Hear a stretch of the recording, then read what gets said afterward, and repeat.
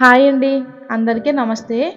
మీకు మన వీడియోస్ నచ్చినట్లయితే ఒక లైక్ చేసి మన ఛానల్ని సబ్స్క్రైబ్ చేసుకోండి. మీరు ఇచ్చే లైక్ మాకు ఎంతో మోటివేషన్గా ఉంటుంది. ధన్యవాదాలు. ఇద్దరు డాక్టర్సు కారులో ప్రయాణం చేస్తూ బాగా అలసిపోయి అడవి రోడ్డు పక్కన ఉన్న ఒక చిన్న గుడిసె కనిపిస్తే అక్కడ కారు ఆపారు. ఎవరైనా ఉన్నారా అని డాక్టర్ పిలిచాడు. వాసు 2 చిప్స్ ప్యాకెట్స్, ఒక బిస్కెట్ ప్యాకెట్ తీసుకుని, అక్క 2 కప్పులు టీ కూడా దయచేసి కొంచెం త్వరగా చేసి ఇస్తారా, మేము ఇక్కడ చాలా దూరం ప్రయాణించాలి అని అన్నాడు. ప్యాకెట్స్ తీసుకుని కారు దగ్గరకు వెళ్ళాడు. ఈ చిప్స్ బిస్కెట్లు తిన్న తర్వాత కూడా టీ ఇంకా రాలేదు. కారు దిగి షాపు వద్ద ఉన్న కుర్చీలపై కూర్చుని ఉన్నారు. వాసు మళ్ళీ పిలిచాడు.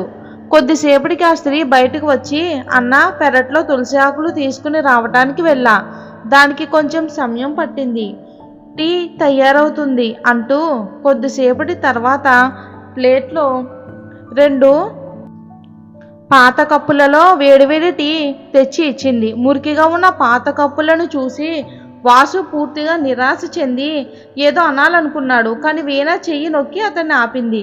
కప్పులు తీసుకోగానే తులసి, అల్లం సువాసన వెదజల్లింది. టీ తాగారు. వారు తమ జీవితంలో ఇంత రుచికరమైన సువాసన గల టీని మొదటిసారిగా తాగారు. ముందున్న బాధ అంతా మాయమైపోయింది. టీ తాగిన తర్వాత ఎంత ఇవ్వాలి అని ఆ మహిళను అడిగారు. ఆమె 30 రూపాయలు అని బదులిచ్చింది. వాసు ఆమెకు 100 రూపాయల నోట్లు ఇచ్చాడు. ఆ స్త్రీ, అన్న, నా దగ్గర చిల్లర లేదు, దయచేసి నాకు 30 రూపాయలు చిల్లర ఇవ్వండి అని చెప్పింది. డాక్టర్ వాసు ఆమెకు చిల్లర ఇవ్వడంతో ఆ మహిళ 100 రూపాయల నోట్లను తిరిగి మళ్ళీ వాళ్ళకే ఇచ్చేసింది. చిప్స్ బిస్కెట్లు కూడా కొన్నాం కదా అన్నాడు వాసు. ఆ డబ్బు దానికోసమే, టీ కోసం కాదు అని ఆ మహిళ చెప్పింది. టీకి డబ్బులు ఎందుకు తీసుకోలేదు అని అడిగాడు వాసు. మేము టీ అమ్మవండి, ఇది హోటల్ కాదు, ఆమె సమాధానం ఇచ్చింది. మరి టీ ఎందుకు చేసి ఇచ్చావని అడిగాడు వాసు.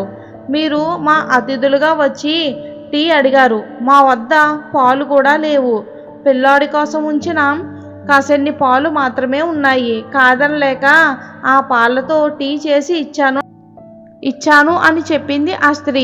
ఇప్పుడు నువ్వు పిల్లవాడికి ఏమిస్తావాను అని అడిగాడు వాసు. ఒకరోజు పాలు తాగకపోతే ఏమీ అవ్వదు, మా బాబు తండ్రికి అనారోగ్యంగా ఉంది, లేకుంటే ఊళ్ళోకి వెళ్ళి పాలు తెచ్చేవాడు, కానీ అతనికి నిన్నటి నుండి జ్వరం తగ్గితే రేపు పొద్దుటే వెళ్ళి పాలు తెస్తాడు అంది ఆమె. ఆమె మాటలు విని ఇద్దరూ ఆశ్చర్యపోయారు, నోరు మెదపలేకపోయారు. వాసు ఇలా అన్నాడు, వాళ్ళు టీ అమ్మకపోయినా తన బిడ్డ కోసం ఉంచిన పాలతో మనకు టీ చేసి ఇచ్చింది, అది కూడా నేను అడిగానని ఒక అతిథిగా అనుకుని. సంస్కారంలో నాగరికత చూపటంలో ఈ మహిళ నాకంటే చాలా ఎత్తులో ఉంది. మేమిద్దరం డాక్టర్లు, మీ భర్త ఎక్కడ ఉన్నాడు అని అడిగాడు వాసు. వాసు ఆమె వారిని లోపలికి తీసుకుని వెళ్ళింది. ఆ ఇంట్లో ప్రతిదీ పేదరికంతో అరుస్తుంది. ఒక పెద్ద మనిషి మంచం మీద పడుకుని ఉన్నాడు. అతను చాలా సన్నగా ఉన్నాడు. డాక్టర్ వాసు వెళ్ళి అతని నుదుటి మీద చెయ్యి వేశాడు. అతని నుదురు, చేతులు చాలా వేడిగా ఉన్నాయి, వణుకుతున్నాడు కూడా. డాక్టర్ వాసు కారు దగ్గరకు వెళ్ళి మందుల బ్యాగ్ తీసుకువచ్చాడు. 2-3 మాత్రలు ఇచ్చి, ఈ మాత్రల వల్ల అతనికి పూర్తిగా నయం అవడం చాలా కష్టం, నేను నగరానికి వెళ్ళి తిరిగి ఇంజెక్షన్లు, మందు బాటిల్స్ తీసుకువస్తానని చెప్పాడు వాసు. వీణను పేషెంట్స్ దగ్గరే ఉండమన్నాడు. అతను తన కారు తీసుకుని అరగంటలో సిటీ నుండి మందు సీసాలు, ఇంజెక్షన్లు, కొన్ని పాల ప్యాకెట్లతో తిరిగి వచ్చాడు. పేషెంట్కి ఇంజెక్షన్ ఇచ్చాడు, డ్రాప్ బాటిల్ పెట్టాడు. సెలైన్ బాటిల్ ఖాళీ అయ్యే వరకు ఇద్దరూ అక్కడే కూర్చున్నారు. ఆ స్త్రీ తులసి, అల్లం టీ మరొకసారి తయారు చేసింది. ఇద్దరూ టీ తాగి దానిని చాలా బాగుంది అని మెచ్చుకున్నారు ఆమెను. 2 గంటల్లో పేషెంట్ కాస్త బాగుపడడంతో అక్కడ నుంచి ఇద్దరు వెళ్ళిపోయారు.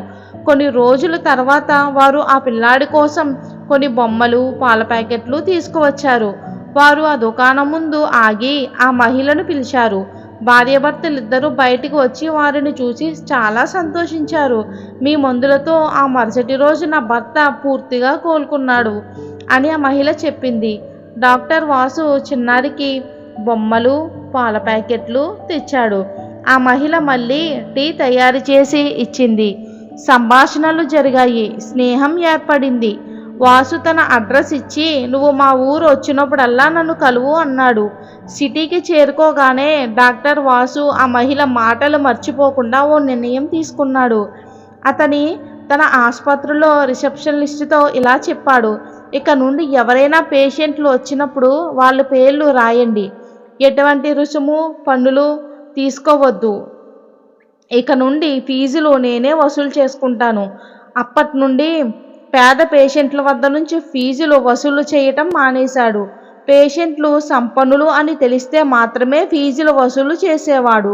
క్రమంగా అతని పేరు నగరం అంతటా ప్రసిద్ధి చెందాడు. ఇతర వైద్యులు తెలుసుకుని ఇది మా ప్రాక్టీస్ను తగ్గిస్తుందని ప్రజలు తమను విమర్శిస్తారని వారు భావించారు. వైద్య సంఘం ప్రెసిడెంట్ని కలిసి వారు ఆందోళనకు దిగారు. ప్రెసిడెంట్ డాక్టర్ వాసుని కలవడానికి వచ్చి ఎందుకు ఇలా చేస్తున్నావని అడిగారు. డాక్టర్ వాసు చెప్పిన సమాధానం విని అతను ఆశ్చర్యపోయాడు. డాక్టర్ వాసు మాట్లాడుతూ, జీవితంలో ప్రతి పరీక్షలో మెరిట్లోనే ఫస్ట్ ర్యాంక్ సాధిస్తూ వచ్చాను. ఎంబీబీఎస్ ఎండి చదివే సమయంలో గోల్డ్ మెడల్ని, సభ్యత సంస్కారం ఆతిథ్యంలో మాత్రం ఆ గ్రామానికి చెందిన మహిళ నాకంటే ముందుంది. ఇక నేను ఇలా వెనుకబడి ఉండగలను చెప్పండి. అందుకే నేను ఆతిథ్యం మానవ సేవలో కూడా గోల్డ్ మెడలిస్ట్ అవుదామని అనుకుంటున్నాను. అందుకే నేను ఈ సేవను ప్రారంభించాను.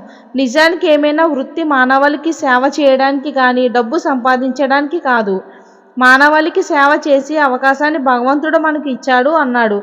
ఇకపై నేను అదే స్ఫూర్తితో వైద్య సేవ ఇస్తాను అన్నాడు. సంఘం అధ్యక్షుడు డాక్టర్ వాసుకి నమస్కరించి కృతజ్ఞతలు తెలిపారు. మనం చేసే పనిలో ఉత్సాహం ఉండాలి. మనం ఏం చేసినా ప్రతిఫలం ఆశించకుండా చేయాలి అన్నాడు. మీకు ఈ స్టోరీ ఎలా ఉందో నా కామెంట్ బాక్స్లో కామెంట్ చేయండి. రేపటి స్టోరీలో కలుద్దాం friends. Thanks for watching. Have a nice day. నా స్టోరీలను ఇలా ఆదరిస్తున్న ప్రతి ఒక్కరికి, నన్ను ఇక్కడి వరకు తీసుకొచ్చిన ప్రతి ఒక్కరికి పేరు పేరున ధన్యవాదాలండి. Thanks for watching friends.